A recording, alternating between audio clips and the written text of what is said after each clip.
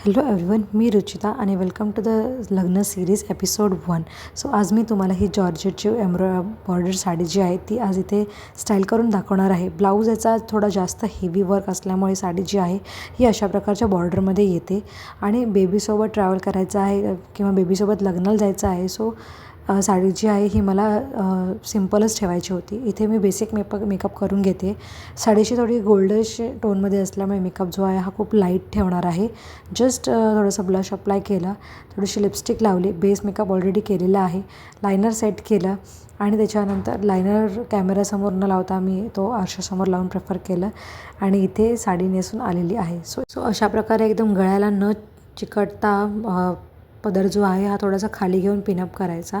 त्यानंतर याची वरची जी बॉर्डर आहे ही थोडीशी जाड असल्यामुळे मी ती साडी जी आहे ही वन साईड ठेवण्याचा विचार केला. त्यानंतर इथे मी अतिशय छोटे असे इयरिंग्स घातले, कारण की बॉर्डर आणि ब्लाऊज हा थोडासा भरलेला असल्यामुळे मी नेकमध्ये काही घालण्याचं स्किप केलं.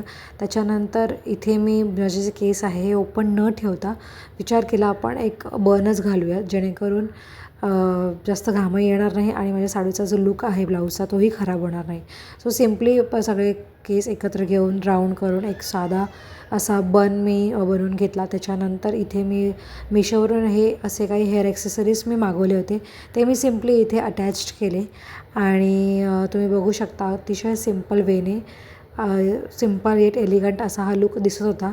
त्यानंतर इथे एक मी रील बघितलं होतं, त्याच्यामध्ये हा जो पदर आहे हा अशा प्रकारे पिनअप केला होता. त्यामुळे काय झालं, ह्याच्यामुळे माझा साडी आवरायलासुद्धा मला इझी गेला आणि हातामध्ये काही न घालण्याचं मी प्रिफर केलं. सो येस, असा आता हा माझा फायनल लुक फॉर वेडिंग. कसा वाटला हे मला कमेंट करून नक्की सांगा. तोपर्यंत बाय.